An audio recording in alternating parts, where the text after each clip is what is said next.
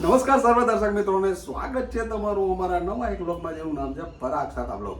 મિત્રો, આપણામાં સારું શું છે ને એ તો આપણે શોધવું પડે. એનું કારણ છે ખરાબ શું છે એ તો સમાજ શોધી લેશે. આ વાત સાથે આ ચીજ સાથે શરૂ કરીએ આજની નવી વાતચીત, નવી રેસીપી. સાહેબ, હું છું પરાગ અને આ છે અમારો હોમ મિનિસ્ટર. સાહેબ, આ છે પારુ અને જે બનાવે છે બધું બહુ સારું. તો આપણે એને જ પૂછી કે આજે શું બનાવવાના છે. એનું કારણ છે કે આ શ્રાવણ મહિનો ચાલે છે. ચિપ્સ, ચેવડો, સાબુદાણા વડા અને પેટીસ ખાઈ ખાઈને હું કંટાળી ગયો છું. તો પારું એવું કંઈક હેલ્થી બનાવો અને જે ખાવાની મજા આવે, પેટમાંય મજા આવે અને એમ થઈ જાય કે જમાવટ થઈ ગઈ. એવું જ બનાવવાનું છે આજે આપણે. એવી જ ફરાળી રેસીપી આજે બનાવવાની છે, જે હેલ્ધી પણ છે અને ટેસ્ટી પણ છે. વાહ! તો એનું નામ શું છે એ કહી દેશો તમે? એ છે દૂધીની ફરાળી ખીચડી. દૂધીની? હા, એકદમ ઈઝી છે, ઝડપથી બને છે ને તમે થોડીક ખાવ ને તોય તમારું પેટ ભરાય છે. પપ્પા, દૂધીની ખીચડી કોને ભાવે? આજના જમાનામાં દૂધીની ખીચડી કેવી આમ મજા આવે યાર. અરે આ ખીચડી તો એવી સરસ ટેસ્ટફુલ થાય છે ને, તમે એકવાર ખાશો ને પછી એમ જ થાય કે આ દૂધીની ખીચડી જ ખાઈ લેવાય, ફરાળમાં બીજું કાંઈ ન બનાવાય. ભાઈ, ખોટું કોઈ દિવસ બોલતી નથી. એટલે એકવાર ટ્રાય કરી લ્યો. આ જોવો તમે અને કેમ બને છે. ભાઈ, મજા આવી જાય. સાહેબ, આ છે અમારું કિચન, જેની તમને ખબર જ છે. અને અમારા હોમ મિનિસ્ટર જો તૈયારીમાં લાગી ગયા છે. પારું રેડી છે ને? બસ જો બટેટા આપણા બફાઈ ગયા છે. હવે આપણે પહેલાં દૂધીને ખમણવાની છે. દૂધી બનાવતી વખતે જ ખમણવાની ને ખાસ દૂધી કટ કરો ને એટલે ટેસ્ટ કરી લેવાનું. આપણે 3 જણા માટે આ ફરાળી ખીચડી બનાવીએ છીએ અત્યારે. આટલી દૂધી લઈ લીધી છે આપણે. સૌથી પહેલાં છે ને દૂધીને આપણે ટેસ્ટ કરી લેવાની છે. કડવી નથી ને? બરાબર છે. દૂધીની છાલ ઉતારીને આપણે ખમણીમાં ખમણી લેશું. દૂધી દેખાવામાં તો એકદમ સરસ લાગે છે અને કોળી છે. કૂણી જ લેવાની, આવી પાતળી કૂણી હોય ને એવી જ દૂધી લેવાની. પછી મીડિયમ ખમણી હોય ને એમાં ખમણશું આપણે. આવી રીતે ઊભા જ ખમણી લેવાનું એમ ને બનાવવા ટાણે? બધાને આદત હોય જ કિચનમાં. મસ્ત છીણ થાય જો. મીડિયમ હોય ને તો સરસ ચડી જાય ઝડપથી. યસ. આ રીતે દૂધી એડ કરીએ ને તો કોઈને કયો નહીં ને તો ખ્યાલ ન આવે. એવું છે?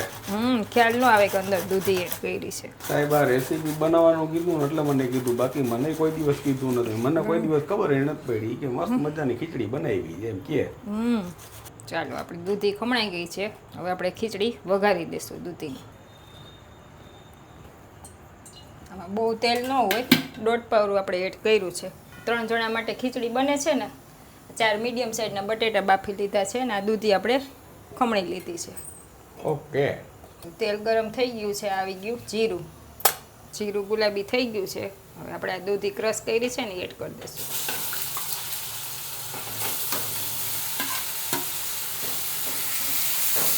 દૂધીને સૌથી પહેલાં છે ને આ રીતે તેલમાં જ થોડીક સાતડી લેવાનું છે. ત્યારે કૂણી દૂધી હોય એટલે સરસ રસવાળી હોય. ઓકે. મીડિયમ ગેસે દૂધી આપણી થોડીક થવા દેશું. ત્યાં સુધીમાં એક મોટું ટમેટું લીધું. 2 હોય તો નાનું હોય તો 2 લેવાના, મોટું છે એટલે આપણે 1 લીધું છે અત્યારે. એને આ રીતે દૂધીની જેમ ક્રશ કરી નાખશું. એકદમ બારીક સુધારો તોય ચાલે, પણ આ રીતે કરો તો વધારે સારી થશે. મિક્સ થઈ જાય ને એટલે. ચાલો, આપણું ટમેટું ખમણાઈ ગયું છે. ખમણાઈ જાય ને છાલે નીકળી જાય એટલે મોટા માણા હોય એને મોઢામાં ન આવે દાંત. ઝડપથી થઈ જાય એકદમ. દૂધીનો કલર થોડો ચેન્જ થઈ ગયો છે. હવે એમાં આપણે આ ટમેટો ક્રશ કર્યું ને એડ કરી દઈશું. ઓકે. બહુ ઝડપથી બની જાય છે પરવા તો. એકદમ ઝડપથી બની જાય. બટેટું બાફેલું હોય એટલે જરાય વાર ન લાગે. આ રેસીપી આપણા બેનની પ્રિય છે. વાહ. મને બેનને બેયને આ ફરાળી ખીચડી અતિશય ભાવે.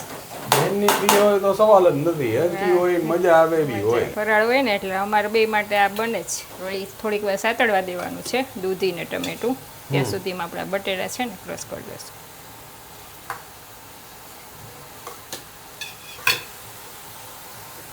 પાઉંભાજીની વેણે મેસ કરી નાખ્યા છે હવે બટેટાને. ફરાળી પાઉંભાજી જ છે. હા, હવે મને આવ્યું ભાઈ. હવે ભાવશે ને? સવાલ જ નથી ને બાબુ. ફરાળી પાઉંભાજી જ છે જો હજી. હવે તો 100% ભાવશે નહીં, દાઢે વળગશે આ તો. ભરી ગયું બધું પાણી ટમેટાનું દૂધીનું. એકદમ હવે સતળાઈ ગયું છે બધું. યસ બેક ટુ બેક સરસ મજાનું. તમે ઓલું ટમેટું ખમડું ત્યાં દૂધી સતળાઈ ગઈ અને આ બટેટાનો ભૂકો કર્યો ત્યાં થઈ ગયું ટમેટા અને દૂધી બે. હવે આવશે એમાં સ્વાદ અનુસાર નમક, આવશે ધાણા જીરું પાવડર 1 ચમચી, 1 ચમચી લાલ મરચું પાવડર. આ છે ગ્રીન તીખા મરચાં. તમને તીખું ગમતું હોય એ પ્રમાણે એડ કરવાના. આપણે અડધાના અત્યારે એડ કર્યા છે, અડધા ઉપર ગાર્નિશિંગમાં નાખશું. ઇન્ટરેસ્ટિંગ એટલા માટે કહું છું કે હકીકતે હવે મને એવું લાગે છે કે આ હકીકતે એકદમ સરસ મજાની ભાવે એવી થશે. હવે એવી જ થાય, એકદમ ટેસ્ટી જ થાય. મસ્ત સતળાઈ ગયું છે. હવે છે આ 3 ચમચી શેકેલા સિંગદાણાનો ભૂકો જે અધકચરો કર્યો છે આપણે, ઓકે, એ એડ કરી દઈશું આમાં. આમાં બધું ભાવે એવું જ આવે છે. હવે આપણે બટેટા જે મેશ કર્યા છે ને એ એડ કરી દઈશું. હવે ગેસ ધીમો રાખશું. આ બધું એકદમ મિક્સ કરી લેશું. સતળાતું જશે એકદમ.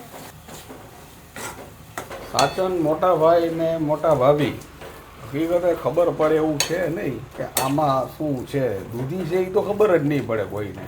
એવી મસ્ત રેસીપી થાય છે. આમ તમે જો સ્ટ્રક્ચર જોઈને તમને ખબર પડી જશે. એવું નહીં તો ખ્યાલ ના હોય, એમ લાગે દાણા બટેટાની ખીચડી છે. આમાં તમને સિંગદાણા વધારે ગમતા હોય તો તમે વધારે પણ એડ કરી શકો. મસ્ત થઈ ગયો બધું ભેગું. આ છે મને પ્રિય એવી આવતી જાતી સ્વાદને બેલેન્સ કરવા માટે. આવતી જાતી ખાંડ તો જોઈએ મને બધાયમાં. સરસ આમ ટેસ્ટ આવે ને એટલા માટે.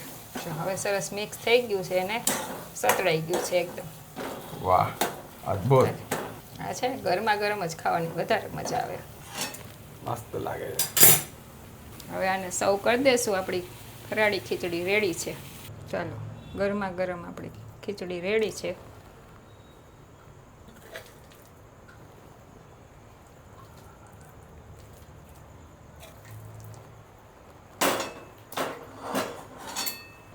આવી ગઈ આપણી મરચાંની કતરણ આવી ગઈ.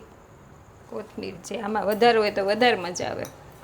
આવી ગયા ફ્રાય કરેલા સિંગદાણા. ફાઇનલી હેલ્ધી એવી આપણી ફરાળી ખીચડી રેડી છે. Thank you very much my dear friend.